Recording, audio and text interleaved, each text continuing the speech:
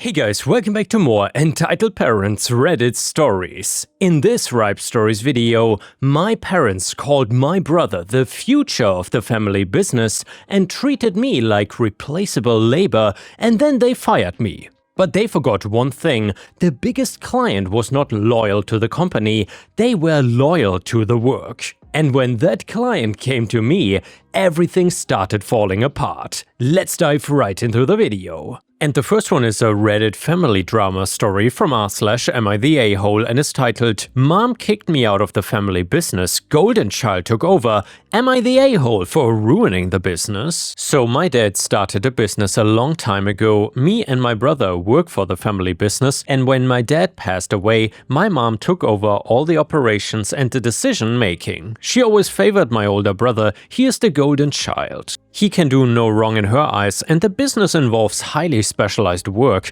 My older brother has a business degree and he knows much more about the business side of this work. He sits in an air-conditioned room all day looking at spreadsheets. I do the physical aspect of the job very well, and I'm the one out in the field getting my hands dirty and making sure the actual services we sell are delivered to our clients. Recently, my mom sat us both down for a meeting. She announced that she wants to leave the family business entirely to my older brother. I was sitting right there when she said it. She looked right at me and explained her reasoning. She said it makes the most sense because my older brother is her oldest child and he has been in this business the longest. She also brought up the past, and yeah, I was a bit impulsive when I was younger, so she doesn't think it would be a good idea for me to be in charge. Considering how much I contribute to this business and that I'm her son too, I think I should at least get some say in the future of the business and a stake in the company. I mean, I do all the heavy lifting. I maintain the relationships with the people on the ground, and I asked her for a compromise. I told her I did not want to run the whole thing. I asked for a minor share, not even half, but some. My older brother laughed at me, my mom shook her head, and in the end my mom said no, but she told me that I would get some money after she died. The whole thing really pissed me off and I was starting to get bitter continuing to work there and be around them. I started coming to work and just doing my job without engaging in their office politics. I was just trying to keep a neutral demeanor the whole time. I stopped going out of my way to help my brother with his spreadsheets. I stopped offering advice on how to price our physical labor because he thought his business degree gave him all the answers anyway. My mom didn't like my new attitude, so she called me into her office again and she told me I was being insubordinate and ruining the workplace environment. She said my older brother needed a supportive team to take this company to the next level, and then she fired me. She literally kicked me out of the family business so my brother could have total control without me complaining. She gave me 1 week to wrap up my field projects and hand over my notes. That final week was rough, I'm not gonna lie. I was doing a job for our biggest client. We had a huge contract with this massive corporate entity, and their account basically kept our family business afloat. I was at their facility doing my work, and the guy that represents our biggest client was asking if I could take care of this other project next week. I looked at him and told him I would pass that along to my older brother, but that I'm not gonna be working here next week. The client representative and I talk a lot, and we are pretty friendly with each other because I'm the one that mostly works this job. I spend hours at their facility every month. We have actually hung out outside of work a few times, so he stopped what he was doing and asked why I was leaving. I did not want to badmouth my family while I was technically still on the clock. I just said I was leaving for personal reasons. He asked where I was going to be working, and I told him I was not sure yet because there are not a lot of businesses that need employees with my specific skills. He looked surprised but wished me luck. So I packed up my gear and went home thinking I would have to start searching for a totally new career path. The very next day I was finishing up some final paperwork at the client site, and while I was working, the big boss of the client company comes down and asks me if I will consider working for them. I was shocked and I asked him what he meant. He said he has been thinking for a while of doing all this work in-house, but he has been having trouble finding someone experienced since it is such a specialized field, and he told me that he has always been very happy with my work and that is exactly why they always request me. He said my older brother and my mom were always difficult to deal with on the administrative side, constantly messing up invoices and trying to raise prices, but they tolerated it because my physical work was flawless. Then he made me an offer right there on the warehouse floor. He offered me a 3-year contract. The salary is so much more than I would have ever made at my family company, plus it comes with benefits and a private office. On top of that, he said I also get to pick out my own equipment and I can hire 2 employees to work under me. Overall, it's an amazing deal. It was exactly the kind of stability and respect I'd been begging my mom for, but I knew the consequences. I know that losing this client will hit my family business pretty hard. This single client accounted for over 60% of their annual review. Without them, my older brother and my mom would barely be able to keep the lights on. At the same time, it's not like I was asking for it or trying to steal their client. I didn't scheme or plan this. The big boss was the one that came to me and wanted me. For a brief second, I thought about maybe using this job offer as a bargaining chip with my mom to get some say and a stake in the company. I thought I could walk into her office, drop the contract on her desk and force her to treat me as an equal partner. But honestly, I don't want to get it that way and I just don't want to work with either of them anymore. They showed me exactly how much they valued me when they fired me to make room for my brother. So I signed the contract. I packed my final box of tools from the family business, dropped my keys on my mom's desk and walked out without a word. The fallout was immediate and massive. The very next Monday, the big boss at my new company sent an official notice to my mom and brother. The notice formally terminated the vendor contract, and my new boss cited poor administrative management and stated that they were moving the operations in-house. My phone blew up a few hours later.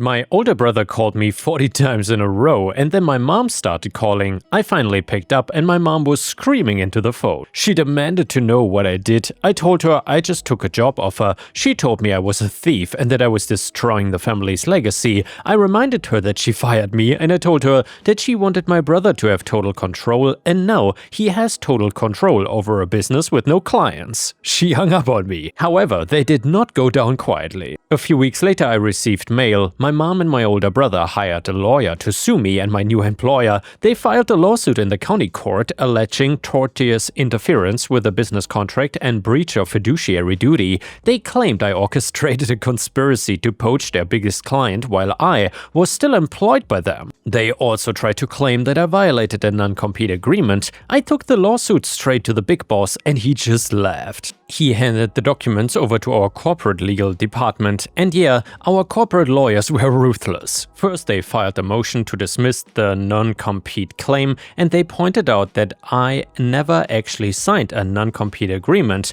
and my older brother, with his fancy business degree, completely forgot to have me sign one when my mom took over the company. The court threw that claim out immediately, but then came the discovery phase for the tortious interference claim. My family's lawyer demanded all our emails and text messages and we handed them over gladly. The records clearly showed that I never solicited the business. The records showed the big boss emailing his own human resources department weeks before I was fired, discussing his desire to bring the specialized work in-house because my family's billing practices were becoming erratic. The client representative even signed a sworn affidavit stating that I told him I was leaving the company and had no idea where I was going to work next. The evidence proved without the shadow of a doubt that the big boss approached me, not the other way around. My family was bleeding money trying to keep the lawsuit alive, and they had to pay their lawyer hourly while I was fully protected by my new employer's corporate legal team. Their lawyer kept filing frivolous motions to delay the proceedings, trying to drain our resources, but a massive corporation does not care about legal fees the way a struggling small business does.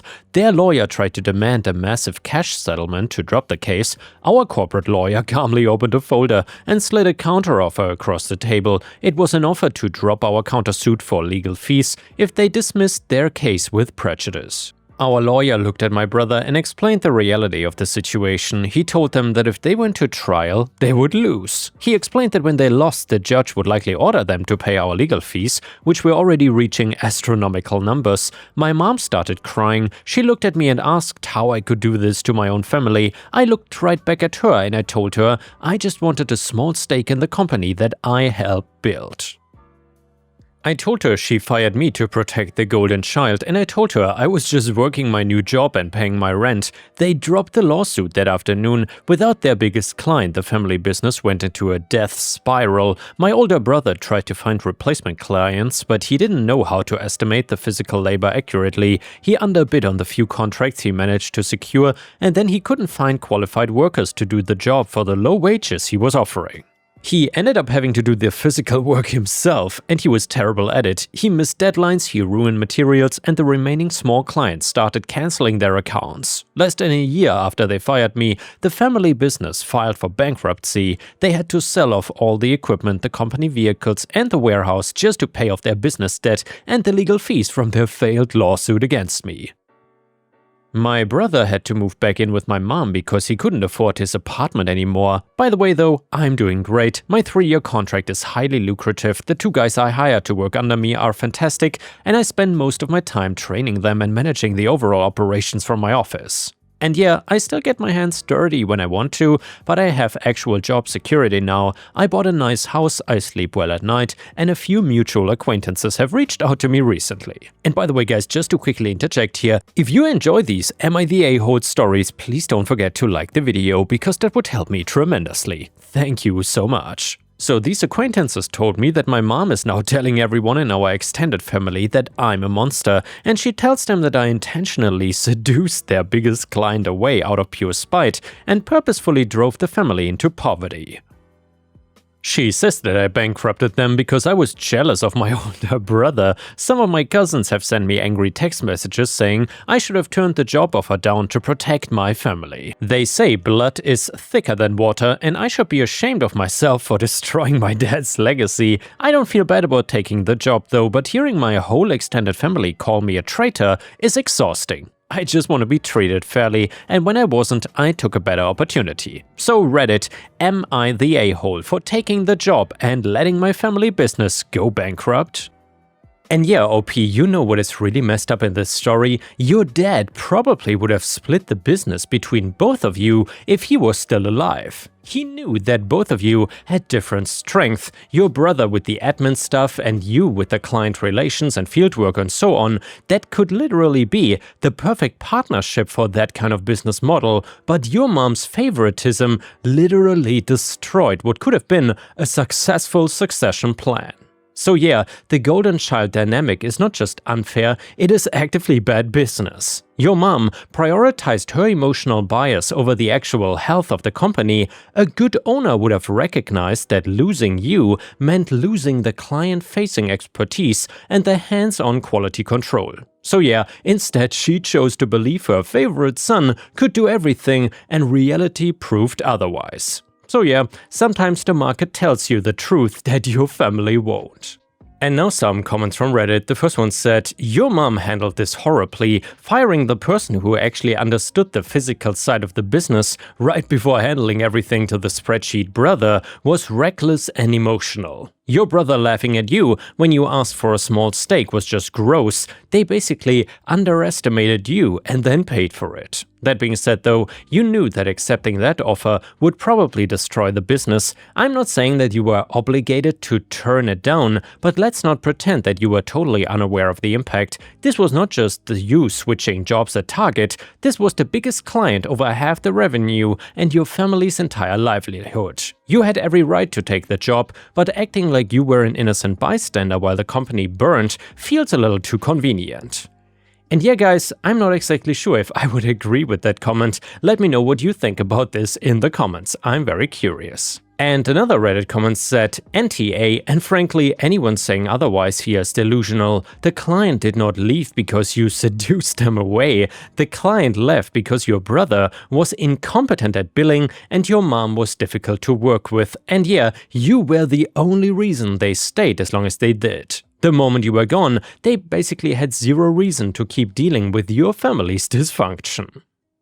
And the next one is another story from r/aita, and it is titled, "Would I be the a-hole if I did not let my daughter's father into her life?" Some background: when I, 20 female, was 16, I was in love with Matt, who was 2 years older than me. We were just friends really until we started spending more time together, but we never really put a label onto our relationship, and he always dodged answering when I would ask him if we were exclusive. It was not long before we started sleeping together. We kept this up for a few years, and around the time I was turning 18, I found out that he joined the Air Force in honor of his deceased father. He promised to keep in touch, but did the exact opposite. To my surprise, he left me a gift in the form of a baby, and I had a hard decision to make. After hearing the heartbeat, I couldn't deny that I wanted the kid and decided to keep the child, and eventually gave birth to a beautiful baby girl, naming her Jade. But because our relationship was pretty hush-hush, I decided not to tell anyone who the father was. I told everyone that I didn't know who he was, and it costed me my reputation. With the support of my parents and a very few friends, I was able to raise my daughter into the adorable little girl she is today, and she turns 2 years old in just a few days. Well, earlier today I went shopping with my daughter and I bumped into Matt. Apparently he's returned. I tried to ignore and avoid him, but he started chasing after me and asking questions about my daughter. I paid for our stuff and got home, but he followed me. It did not take him long to piece anything together and realize that Jade was our daughter. He started begging me to be in her life. I don't really trust him to be in her life, but I'm starting to feel guilty. I don't want him to not have a relationship with his own daughter, but I don't want him to hurt her like he hurt me. So would I be the a-hole if I told him to stay the F away, or should I give him a chance with her? And yeah guys, let me know what you think about this in the comments. I'm very curious about your opinion here. Comment number 1 said, "You chose to punish Matt for trying to do something with his life by not telling him he had a daughter. You're the a-hole. You're even more of an a-hole because now you are refusing for your daughter to have her father in her life. Unless he has ever been violent with you, you have no reason to not want him in her life." Comment number 2, "You're the a-hole. Like it or not, he is the father. If you keep up the denial, he can pursue this in court and you will be forced to submit samples for paternity testing. With paternity established, you and he will be on equal footing with the court custody-wise. Only he'll be able to argue that you're a deceitful liar who hid his child from him, and he should get primary custody since you cannot be trusted and the court will have already seen you stonewalling. Your child has 2 parents. So yeah, you were an a-hole for not telling him you were pregnant, and you're an a-hole for depriving him and Jade of 2 years worth of experiences, and you're an a-hole to try to keep him out of her life." Comment number 3, YTA, "He went to the Air Force, so yeah, he was forced to go, plus he may not have known that he had a daughter. You have no right to prevent your daughter from having a dad. You're the biggest a-hole here. Unless he has assaulted or abused you, you have no rights to take away her father." Now some further information from OP that was shared in the comments. OP said, "He wanted to keep our relationship a secret, especially from his mother. We were not even officially dating and he avoided talking about being exclusive. When I was pregnant, I asked his mom to see if I can contact him through her. I couldn't get through to him no matter how hard I tried, and she looked at me and said if it was his, she would sue me and take the baby away from me." So that is when I started to say that I had no idea who the father was and kept it hidden. When we first started sleeping together, it seemed he only wanted to be around me to sleep with me, otherwise he was most likely ashamed to be seen with me in public. We were always hiding when we were together, and if his mom ever caught us, she would chase me away and he would let her while telling her some excuse as to why we were together. I tried to break it off multiple times, but he always swore up and down that it wouldn't happen. He would like to take me out on dates, etc., but he wouldn't let me go. It was not until he left for the Air Force when he went completely silent. I tried my best to contact him. I even asked his mom and she refused. Now he's back and he's trying to get in my pants again while he's begging to be in Jade's life. I know that once he gets what he wants, he will likely just leave again. Update: I told a friend that knew both me and Matt pretty closely, and she had become my best friend. She decided to have her brother draw up a contract for me to use so that I can safely have Matt in Jade's life without me having to worry. I told Matt and we both signed the contract, and my friend had her brother do this thing to notarize it. The first thing he asked me once everything was signed was that if this meant we could sleep with each other again. I said no and stayed firm that this was not for us, this was for them. It was not long before I learned that he was engaged to someone else anyway, so I was confused on why he even asked. Whenever he came to see Jade, he would complain about his fiancée and how his mom is making him marry her. I didn't say anything about it until he started flirting with me and asking to be with me. I told him he is engaged and I'm not gonna be the other woman, and neither is my daughter. He proceeded to bring her to the place I work at and break up with her there, which in turn she comes up to me and tells me that people talk and she knows what I've been doing. I felt guilty about it at first, but Matt really stepped up after that happened. He became even more attentive towards Jade and spent as much time with her as possible, and even revealed himself as the father to my parents and everyone else, and I found myself hoping for us to become a family and rekindling my feelings for him. He convinced me that he was serious about us, and I began sleeping with him again. I found out from someone else that he was going to be sent out again, and I confronted him if he was going to tell me. He said he was, and that this time he will keep in contact with me and Jade. He went and was doing okay for a while. He contacted us every Friday, but then suddenly he stopped contacting me. He wouldn't answer my calls or texts. It was like the past all over again. I tried asking his mom and she just brushed me aside and told me to do a DNA test so she can either take custody of Jade or take me to court for falsifying Matt as the father. It didn't help that I learned he was engaged once again to that woman, and that I learned that I was pregnant once again. That is where my update ended, but now I have more, which inspired me to come back to Reddit. It's been 8 months since then, and I've moved into a new house and left my old house behind. I wish I could say that I found new love, but that's not the case. I don't even think I'd be capable of finding someone new right now with 2 kids under my belt. I've been scared to get back out there after my experience with Matt, but that's not what I'm posting about. I think I'm afraid of what would happen when he returns in a few months. I don't know if he would come looking for us again or if I should even let him back into our lives. I've tried for months to get a hold of him with no success. I even tried letters, going through friends, etc. My best friend's brother has a friend that is in his unit and they can use phones, have service and such, but I have no idea why he pulled the disappearing act again. Or why he is engaged and said to marry that woman again. Jade stopped asking for him months ago, just after he broke her heart. She has cried for him so many times and I'm happy she's forgotten him because she is back to her usual happy-go-lucky self, but I really don't think I'm gonna make the mistake again and let him back into our lives. It's better without it, so you guys can judge me and tell me I'm horrible, but I know what's best for my daughter and now my son. Thanks for reading this far, and I hope I won't have to update again. To those of you that supported me, thank you. And before we read the edit update, I just want to say it is baffling to me how many people talked crap to that woman on Reddit. This Matt guy, correct me if I'm wrong, seems like a total piece of crap. He's telling OP that he has feelings for her again, wants to sleep with her again, while he is about to get married to another woman. How can anyone defend this guy? Maybe I misunderstood something, or maybe it is just Reddit being Reddit once again. So, edit to the story.